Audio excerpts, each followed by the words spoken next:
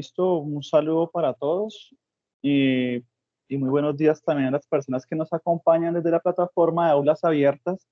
Para los que no me conocen, yo soy Fardi Moreno, yo soy residente de alergología y el día de hoy vengo a traerles este tema de alergia ocular, un tema que es muy común en el servicio, en la consulta y que a veces puede representar un reto su tratamiento.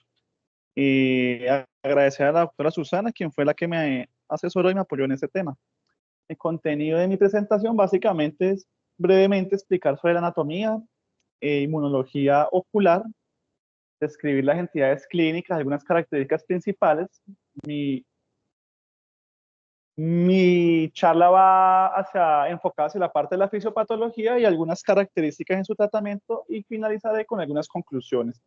Entonces tenemos que el globo ocular es un órgano sensorial altamente especializado. Este se encuentra ubicado en la cavidad orbitaria, se encuentra rodeado pues, de tejido adiposo. Este es el que le va a brindar una defensa y amortiguamiento en caso en que se llegue a presentar traumas. Es conocido que el globo ocular se encuentra constituido por tres capas. Desde la capa más interna, la capa más superficial, encontramos la retina, intermedia encontramos esa capa vascular conformada por la coroides, el cuerpo ciliar y el iris.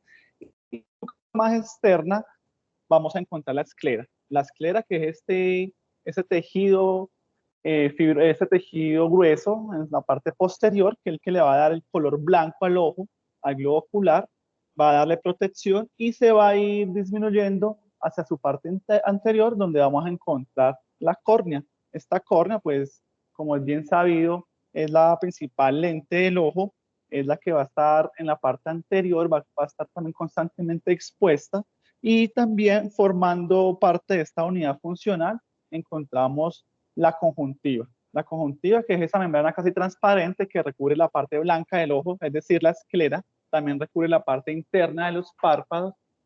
Al recubrir la parte interna de los párpados, pues se denomina o se define como conjuntiva tarsal y su función básicamente también es la de proteger frente a agentes externos al globo ocular, aunque también pues puede contribuir a la formación de componentes de la lágrima y de la película lagrimal, contribuyendo pues a la defensa inmunológica del ojo. Entonces tenemos también la película lagrimal, es otro componente muy importante en la defensa del globo ocular. Está conformada a su vez por tres capas. Desde la capa más superficial tenemos la capa lipídica, que es la que se encuentra en contacto directo con el aire, cuya función principal es que va a evitar que se evapore rápidamente esta película lagrimal. Tenemos después una capa acuosa casi conformando el 95% de la película lagrimal. Y por último, en la parte inferior tenemos la capa de mucina, que es la que se encuentra en contacto estrecho con la superficie ocular, es la que conecta esta película lagrimal y está sintetizada por las células caliciformes que se encuentran pues en la conjuntiva. Su principal componente pues es la mucina y además allí también encontramos otros factores u otras moléculas que contribuyen a la defensa del globo ocular, principalmente inmunoglobulina A, lactoferrina y lisocimas. A pesar,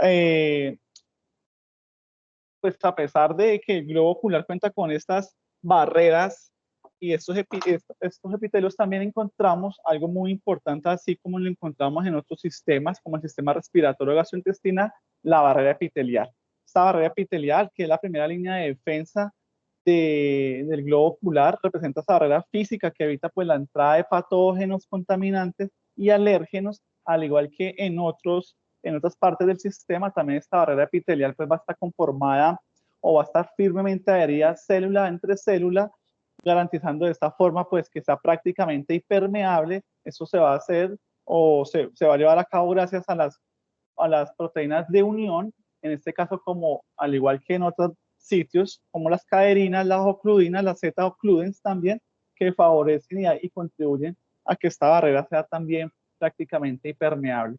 Algo característico de pronto de la barrera epitelial del globo ocular respecto a otras barreras que encontramos es esa capa de glucocálix que se define, que es la que se encuentra sobre la zona apical de la barrera epitelial.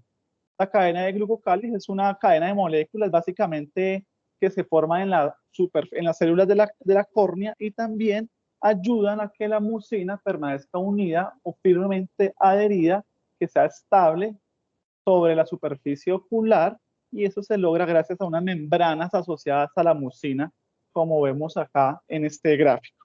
Entonces, como podemos ver, el globo ocular realmente tiene varias líneas de defensa y es muy rico inmunológicamente, y es obvio ya que se encuentra pues expuesto permanentemente hacia agentes externos que pueden dar algún tipo de daño.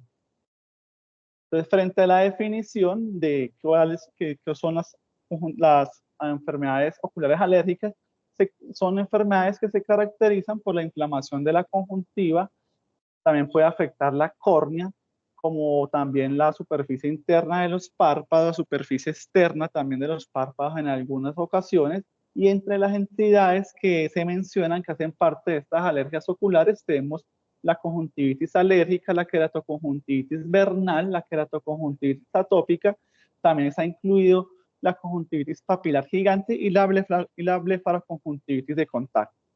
Clásicamente se ha definido estos desórdenes de hipersensibilidad ocular en dos grandes grupos, una que es mediada inmunológicamente, a su vez dividido entre IgE mediada o un componente celular o no IgE mediado, y se ha descrito también una hipersensibilidad ocular no alérgica que no está mediada inmunológicamente, como en el caso de conjuntivitis irritativa o la conjuntivitis papilar gigante.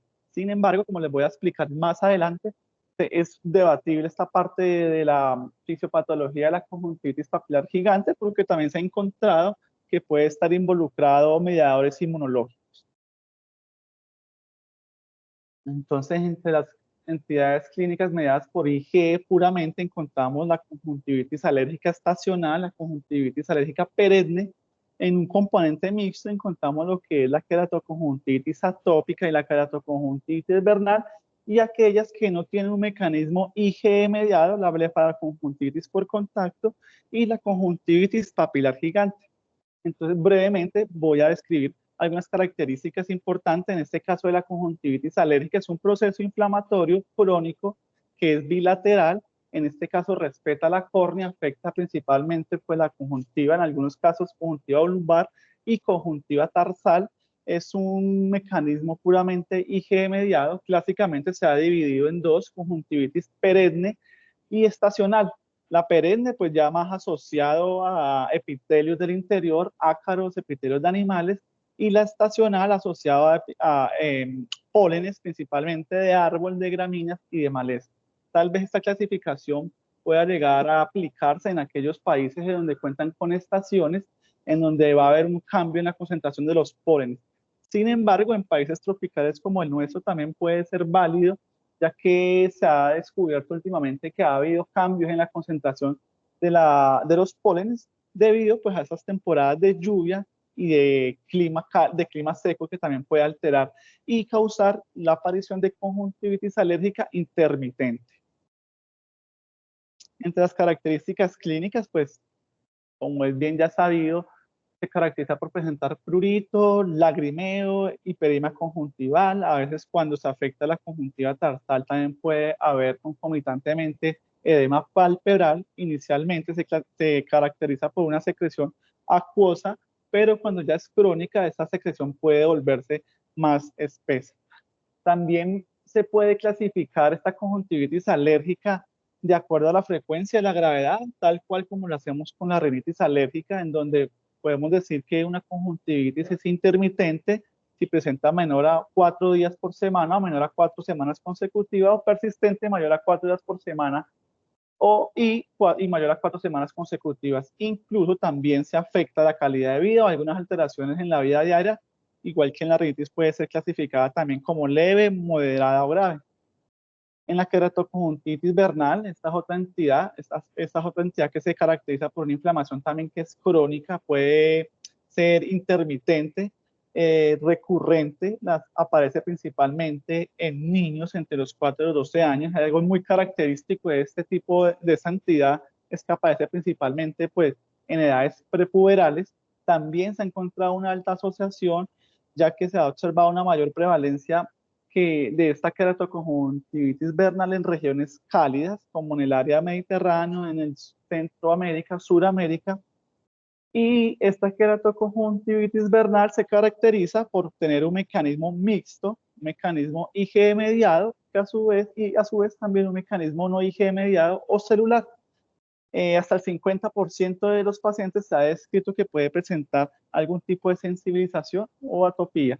En las características clínicas, tal vez puede ser un poco, pues puede presentar los mismos síntomas respecto a la conjuntivitis alérgica, caracterizado por prurito intenso, persistente, fotofobia, lagrimeo, algo de pronto característico y que lo hace diferente a la conjuntivitis alérgica sola es la afectación, en este caso de la córnea, hasta en un 3 a 11% se puede afectar la córnea.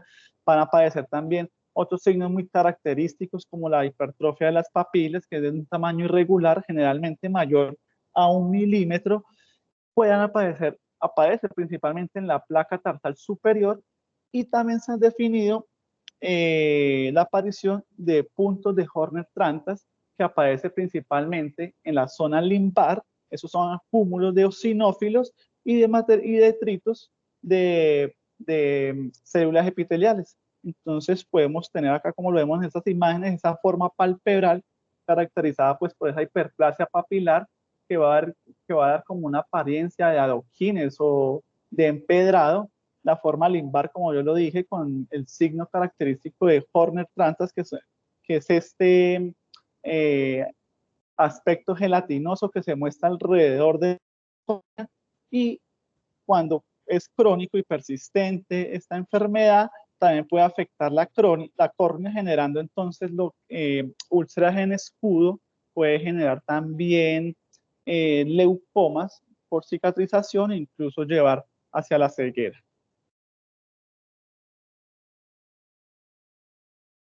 Respecto entonces a la queratoconjuntivitis atópica, también es un proceso que es crónico, se encuentra relacionado o asociado con la dermatitis atópica, es decir, es muy común encontrar esta afección en pacientes que sufren de dermatitis atópica. Algo característico es que va a ocurrir o va a aparecer principalmente hacia la adolescencia, afecta principalmente a adultos, se ha descrito su pico de aparición con una edad media entre los 20 a los 50 años, al igual que la queratoconjuntivitis vernal, va a afectar la conjuntiva, va a afectar la córnea, va a afectar la conjuntiva tarsal y también puede llegar a afectar los párpados en su región externa, caracterizado por un eczema. Entonces va a tener los signos típicos de prurito ocular, de la hiperemia.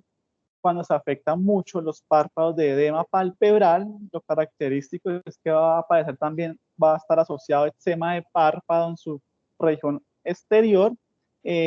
Cuando es tanta la cronicidad o la afección, puede aparecer también pérdida de pestañas, denominado madarosis, algo que también nos puede ayudar a diferenciar esta queratoconjuntivitis atópica respecto a la queratoconjuntivitis vernal, es que es muy característico que se afecte la conjuntiva tarsal inferior con la aparición de la hipertrofia papilar en comparación con la afección de la conjuntiva tarsal superior. Sin embargo, pues el hecho de que no aparezca allí no quiere decir que no se pueda tratar de esta entidad. En la conjuntivitis papilar gigante, entonces tenemos que es una reacción inflamatoria, clásicamente se había definido, sí, se encuentra que es una reacción inflamatoria no alérgica, es una hipersensibilidad que ocurre por la exposición crónica a lentes de contacto, principalmente se ha asociado con los lentes de contacto blandos más que a los rígidos, se caracteriza por la aparición también de una hipertrofia papilar en la conjuntiva tarsal superior. También se acompaña de prurito, lagrimeo, fotofobia, puede haber un exudado blanco o claro al despertar y lo importante allí es que no va a involucrar la córnea y los síntomas van a desaparecer una vez que cesa pues ese estímulo mecánico que ocasiona la aparición de los síntomas. Bueno, no sé por qué no me apareció ahí, tal vez un poco de falla del sistema, pero tenemos entonces la blefaroconjuntivitis de contacto, que es una reacción alérgica irritante, se hace pues analogía como aquella dermatitis de contacto, afecta también la parte exterior del párpado, puede llegar a afectar también el saco conjuntival, y esto es caracterizado o se ha visto asociado al uso de colirios oftálmicos que pueden llegar a ocasionar esta reacción inflamatoria, principalmente por los preservantes de estos colirios. Entonces, algo importante acá, pues, es que el mecanismo de esta blefaroconjuntivitis de contacto es un mecanismo totalmente celular, no IgE mediado. Entonces, ya enfocándonos respecto a la fisiopatología, como lo mencioné al inicio, pues la barrera epitelial representa casi un 90% de esa protección en la superficie ocular. Esta barrera epitelial pues es la que va a evitar el ingreso de alergenos y de agentes contaminantes del exterior, va a evitar de que interactúen con la lámina propia de la conjuntiva o la lámina propia de la córnea, y de esta forma evita pues que se desencadenen respuestas inflamatorias. Entonces, como vemos, se comporta como una barrera física de primera línea en la defensa inmunológica, y es muy importante, no solo aquí, sino como lo mencioné, en otros sistemas, como vemos. Sin embargo, también puede haber disrupción de esta barrera epitelial. Una vez que se vulnere, pues va a facilitar entonces la entrada de todos estos alergenos, de todos estos agentes externos contaminantes, provocando pues reacciones inflamatorias. ¿Y por qué se ve entonces vulnerada, o qué explica de pronto esta alteración en la barrera epitelial? Primero, se ha propuesto una expresión anormal de proteínas de unión, una expresión anormal de esas proteínas que mantienen estrechas estas células epiteliales, como las ocludinas, las caderinas. También se ha visto, se ha informado una expresión alterada de la mucina glucocalis, que es ese entrelazamiento que hay entre la zona apical de las células epiteliales junto con la mucina de la película lagrimal. Entonces, al alterarse esto, lo que va a ocasionar es que se pierda la estabilidad de la película lagrimal sobre la superficie ocular. Hay otros factores también que se ha mencionado que pueden llegar a afectar también esta barrera epitelial del globo ocular. Entonces tenemos los propios alergenos. Se ha descrito que estos alergenos tienen pues una actividad proteolítica intrínseca por medio del cual pues pueden degradar estas proteínas de unión, vulnerando la barrera epitelial. Hay unos receptores denominados receptores activados por proteasas que se encuentran altamente expresados en las células epiteliales, y estos receptores, una vez pues entren en contacto con estos alergenos, van a conducir pues a la degradación epitelial, activando vías de señalización inflamatorias.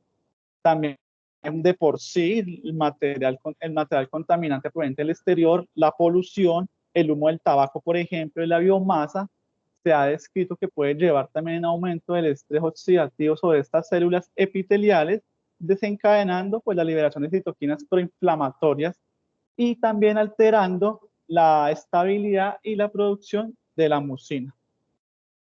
Como en otros sitios también se ha descrito el papel tan importante que tiene los factores genéticos.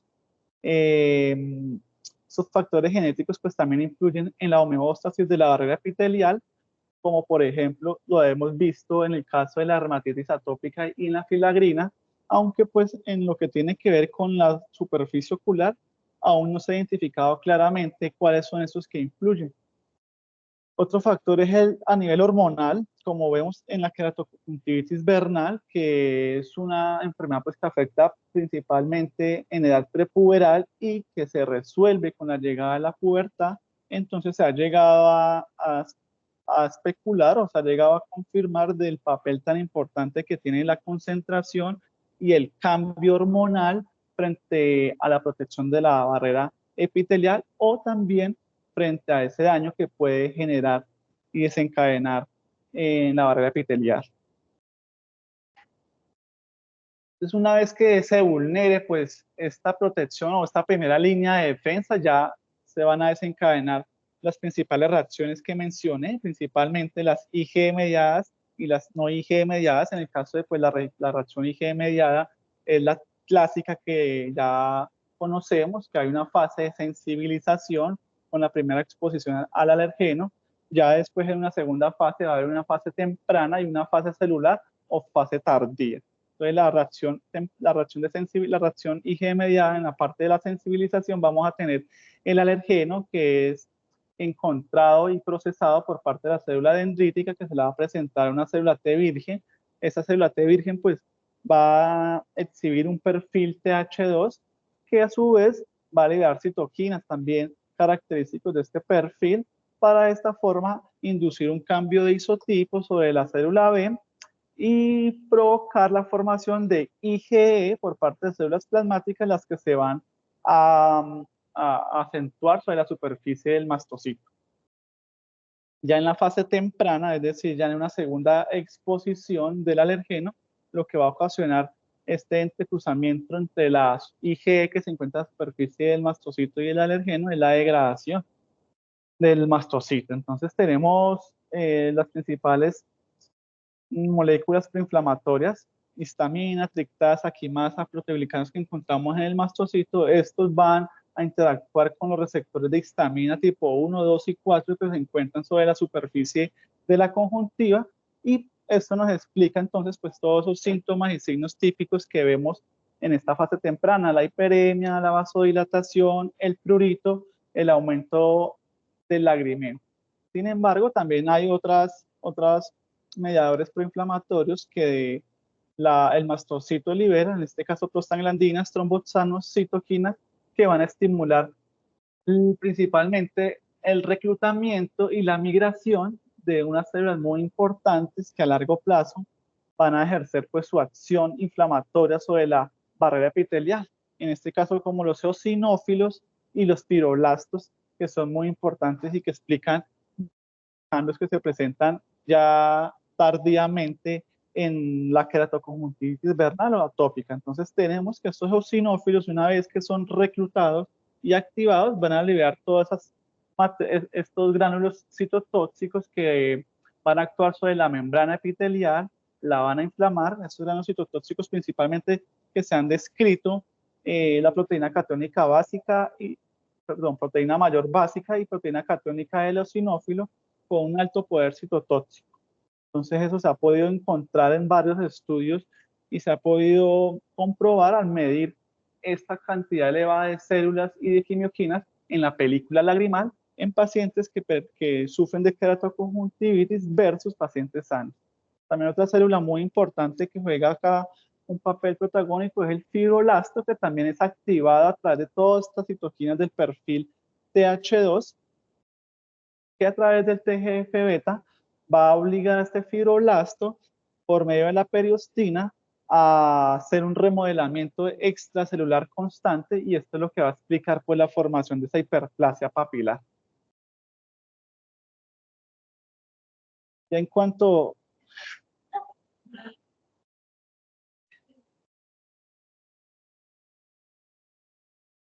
¿Qué más me alteró esto?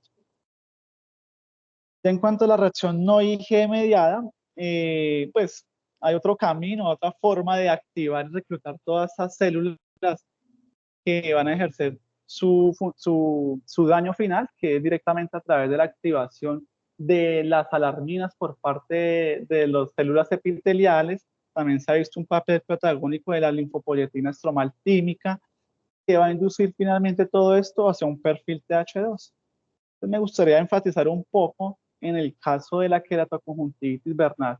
Como ya lo mencioné, los mecanismos clásicamente descritos está IG mediado y el mecanismo celular, pero también se han descrito otros factores que juegan un papel importante y que pueden llegar a explicar tal vez la patogenia o ayudar a comprender mucho mejor la patogenia de la queratoconjuntivitis vernal.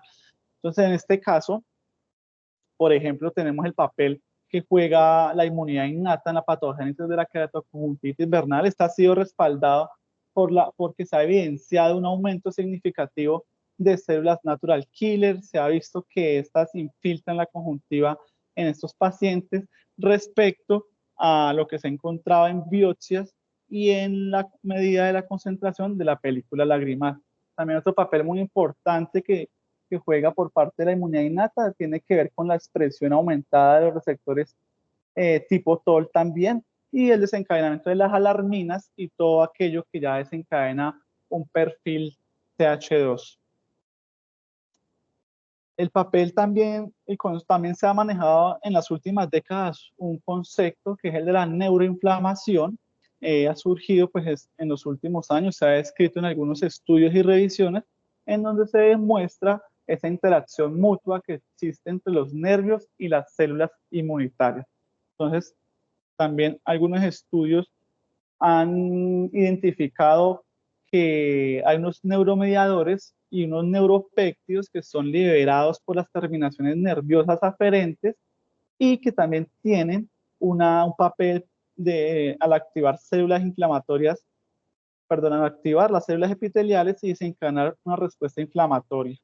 También se ha demostrado que, por ejemplo, la liberación de sustancia P, de neuropéptido Y, estimula la secreción por parte de las células caliciformes, se aumenta el moco, se disminuye también la mucina, se altera esa estabilidad sobre la superficie ocular y provoca la liberación de histamina por parte de los mastocitos y también se ha visto, por ejemplo, que el factor de crecimiento neuronal puede también incidir al provocar una diferenciación de todo este perfil TH2 con el reclutamiento y activación de los eosinófilos.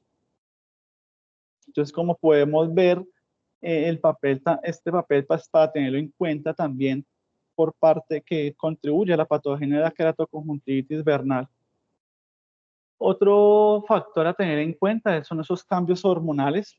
Como se ha visto entonces, esta queratoconjuntivitis vernal es muy común o muy preponderante que se presente en sexo masculino, que se resuelva con la pubertad.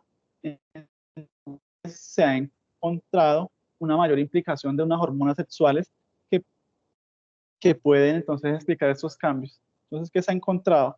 Que el aumento de estrógenos y progesterona se comportan como se comportan pues, de una forma proinflamatoria, estimulando toda esta respuesta.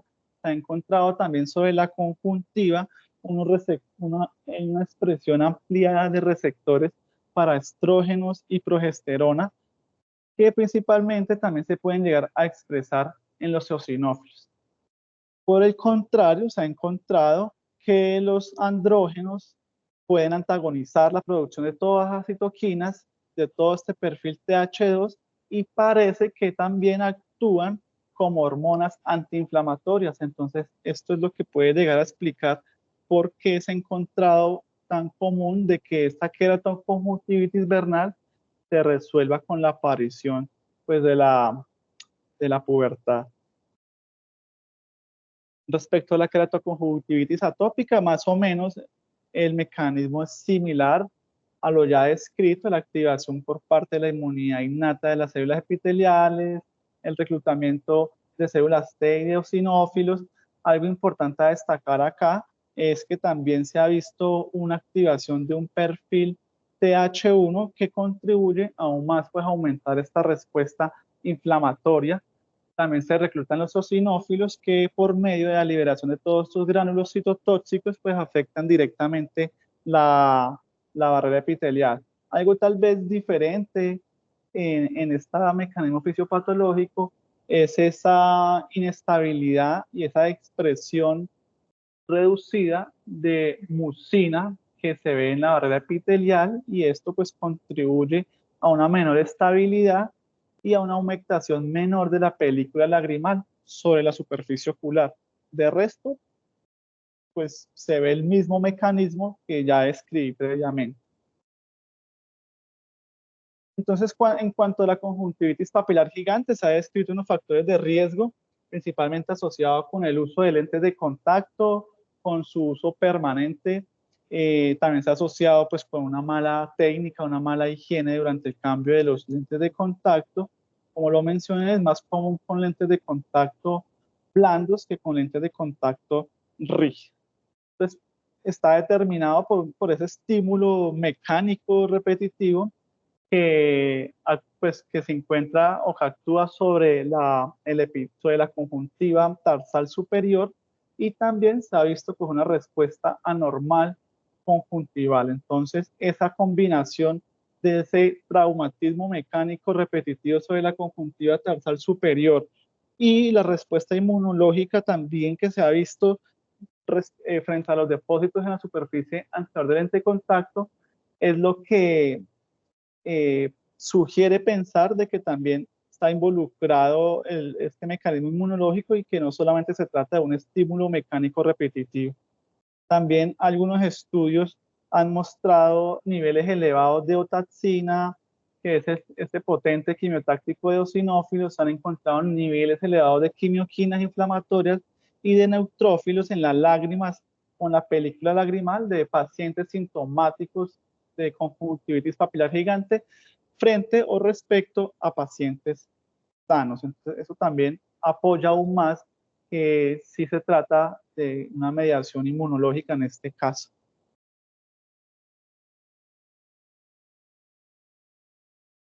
Entonces, quisiera pues, mencionar algo muy rápido acerca del tratamiento de estas enfermedades alérgicas oculares, unas medidas generales que se mencionan, la evitación de alérgenos. Claramente, en muchos casos es difícil hacer esta evitación, el uso de compresas frías, que es como para paliar los síntomas, el uso de las lágrimas artificiales refrigeradas, que actúan pues, como un factor mecánico al barrer estos agentes externos que se puedan acumular sobre la superficie ocular. En cuanto a los medicamentos que se usan comúnmente, está en los episodios agudos, pues los esteroides tópicos, principalmente no usarlos más allá de las 2 semanas, pues por todos estos efectos secundarios ya conocidos, pueden llegar a aumentar la presión intraocular, pueden favorecer la aparición de cataratas y de infecciones secundarias pues a esta disminución inmunológica. Si se llega a tener la necesidad de usar, se recomienda clorometolona o letopresninol, que son esteroides pues de baja potencia. Tener en cuenta que el fondo de saco solamente logra acumular 17 microlitros. Una gota contiene entre 20 a 35 microlitros, lo que quiere decir que para su tratamiento con colirios oftálmicos es suficiente simplemente con aplicar una gota en cada ojo, ya que si se llega a aplicar más, pues no estaremos haciendo nada y básicamente se estaría perdiendo ese medicamento. En el tratamiento agudo como en el crónico, pues los antihistamínicos orales no están indicados, ya que incluso favorecer pueden favorecer un ojo seco por sus efectos antimuscarínicos que pueden tener, en especial los antihistamínicos eh, tipo 1. En cuanto al medicamento controlador, pues vamos a tener los antihistamínicos como primera elección, de acuerdo pues a toda la fisiopatología que mencioné, van a, van a hacer de primera elección. Se ha mencionado AINES tópicos y antagonistas de receptor de leucotrienos. Realmente muestran superioridad frente al placebo, pero son inferiores a los antihistamínicos, son poco usados realmente en nuestro medio y además pues tienen unos efectos secundarios muy molestos, entonces son por eso realmente poco usados. Están también los agentes de acción dual, olopatadina, epinastina, esos que son antihistamínicos y que también son estabilizadores de la membrana del mastocito y que pueden llegar a tener un poco, no son mejores, sino que su efecto o su acción por la estabilización de la membrana del mastocito pueden llegar a ser preferentes frente a los antihistamínicos puros. Otra opción que tenemos también son los inhibidores tópicos de la calcineurina, como por ejemplo ciclosporina o tacrolimus, los medicamentos que pueden llegar a considerarse en aquellas conjuntivitis alérgicas que son graves, que son refractarias al tratamiento de primera línea. También en aquellas queratoconjuntivitis vernal atópica pueden llegar a ser considerados usarlos. Realmente estuve revisando y son, pues son reportes de casos, series de casos frente a que evalúan la eficacia y la seguridad del uso de estos inhibidores de la calcineurina, en especial el tacrolimus. Entonces, en estos reportes que leí y que revisé, realmente se mostró una buena eficacia, se demostró que controlan muy bien los síntomas a largo plazo, hasta el momento también son seguros Y quise traer entonces también un estudio que se realizó acá en el servicio por parte de la doctora Ruth Ramírez, docente, en donde es un estudio observacional, en donde se recolectaban en ese momento, se evaluó entonces, el objetivo era describir la evolución clínica de la queratoconjuntivitis vernal con el uso en ese momento del tacrolimus. Entonces, en este estudio se recolectaron 26 pacientes, de esos eran 6 mujeres y 20 hombres, se hizo un seguimiento a 9 meses. Acá, pues, respalda lo que dice la literatura, que esta enfermedad es más común con un alto porcentaje en hombres. De pronto, también se encontró en estos pacientes una sensibilización del 88% en comparación con lo que la literatura menciona, que es una atopía más o menos entre el 47 al 50%. Entonces, ¿qué se encontró? Que con el uso del tacrolimus ungüento al 0.03%, aplicándolo en la conjuntiva tarsal inferior, se encontró un 50% de mejoría en el primer mes, y al final del seguimiento, es decir, durante los 9 meses de seguimiento que se realizó, un 100% de mejoría. También evaluaron los posibles efectos secundarios, y los que se describieron en ese estudio fue la sensación de quemadura y 2 episodios de conjuntivitis bacteriana.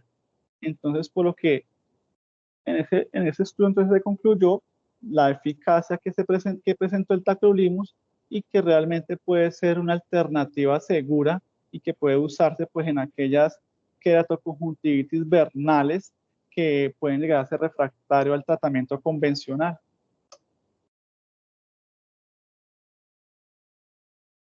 Otro tipo de tratamiento que también se menciona en la literatura para esas enfermedades alérgicas oculares es el tema de la inmunoterapia.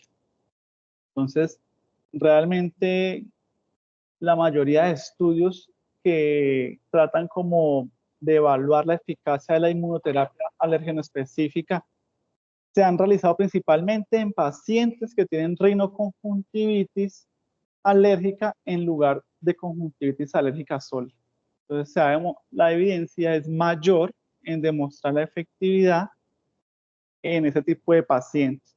Sin embargo, hay otros estudios, no quiere decir que en la conjuntivitis alérgica sola no sea eficaz, pero la evidencia es menor.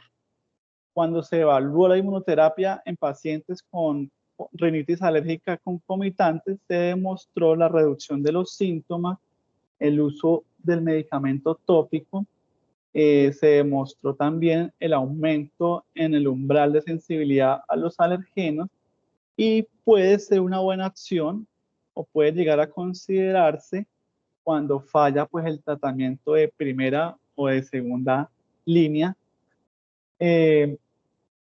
Más recomendable pues si hay una rinitis alérgica concomitante.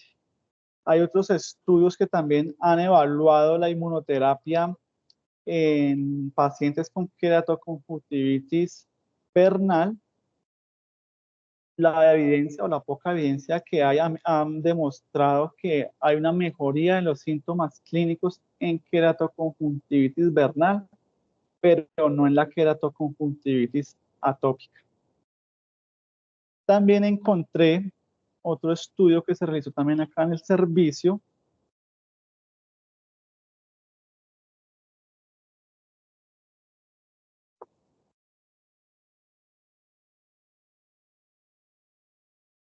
en donde fue un estudio descriptivo, retrospectivo, en donde el objetivo pues era evaluar esa efectividad de la inmunoterapia con alérgenos en pacientes con queratoconjuntivitis vernal y la seguridad de la inmunoterapia. La muestra fueron 28 pacientes con queratoconjuntivitis vernal, nuevamente en mayor proporción hombres frente a las mujeres.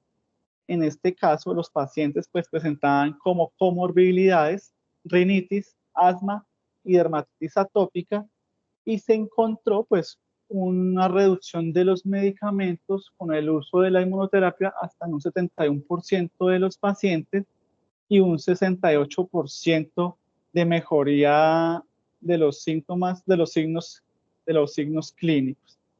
entonces realmente puede ser una opción la inmunoterapia en estos pacientes, teniendo en cuenta pues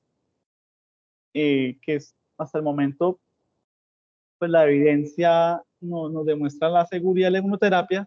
Sin embargo, faltarían realizar estudios como más robustos para poder, eh, para poder tener una indicación clara del uso de la inmunoterapia en estos pacientes.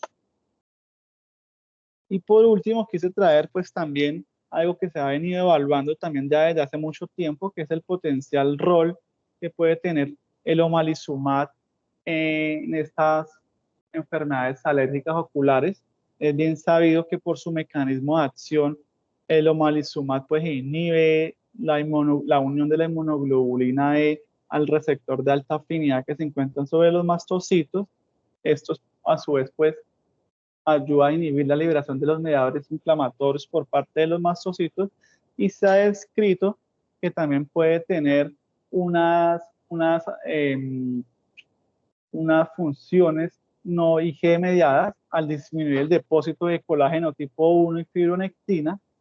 El papel o el perfil de seguridad a largo plazo pues del omalizumab está bien establecido y puede llegar a ser una alternativa tal vez en aquellas queratoconjuntivitis vernal que sean graves, que presenten refractariedad al tratamiento convencional o que se encuentren muy complicadas, en especial al nivel de todas estas alteraciones a nivel de la córnea que se presenta en esta enfermedad.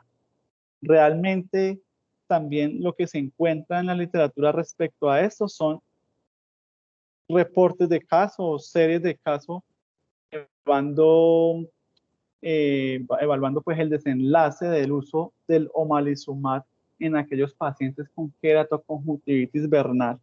También busqué, y son pocos los estudios del uso de otros biológicos en la queratoconjuntivitis vernal, como por ejemplo con el dupilumab o con antiinterleuquina 5. El uso del dupilumab principalmente también son reportes de casos escasos que se han realizado, pero ya con queratoconjuntivitis atópica.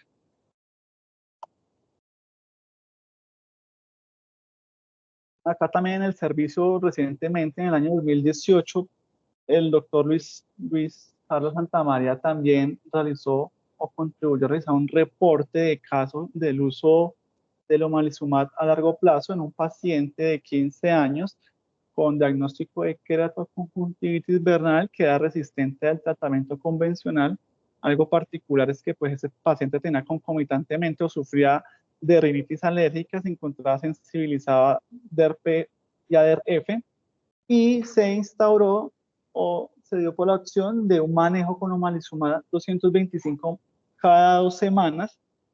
¿Y qué fue lo que se vio en este reporte? En este manejo se vio a largo plazo la mejoría de los síntomas, en especial la desaparición de esa hiperplasia papilar y la desaparición de los puntos de Horner-Trantas 2 años después del tratamiento con omalizumab. El paciente presentó varias recaídas durante esa observación. Las recaídas fueron porque el medicamento se suspendió en 4 ocasiones. Sin embargo, pues esto apoyó aún más esa causalidad entre el uso del omalizumab y la mejoría pues de los síntomas. Sin embargo, nuevamente, pues también falta o nos anima como a hacer más estudios más robustos de que nos apoyen estos hallazgos que se han encontrado en estos reportes de caso, que la verdad son varios, hasta donde revisé, son varios que se han realizado hasta el momento. Entonces, para concluir, pues tener en cuenta el papel fundamental que tiene la barrera epitelial y como primera línea de defensa, y cómo es que su disfunción es clave pues en la patogenia y en el desencadenamiento de toda esta reacción inflamatoria que se presenta. Aunque la respuesta T2 es común en la mayoría de las enfermedades alérgicas oculares, también vemos cómo hay otros factores que intentan también explicar la patogenia de la queratoconjuntivitis vernal, Vemos que esta enfermedad es multifactorial y que pues a veces puede llegar a ser un poco difícil su tratamiento.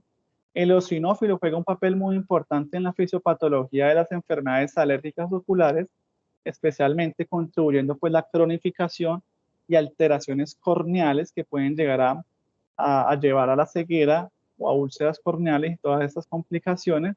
Y cada vez son más los mecanismos propuestos que al comprenderlos de una mejor manera, pues nos puedan llevar al desarrollo de mejores alternativas terapéuticas.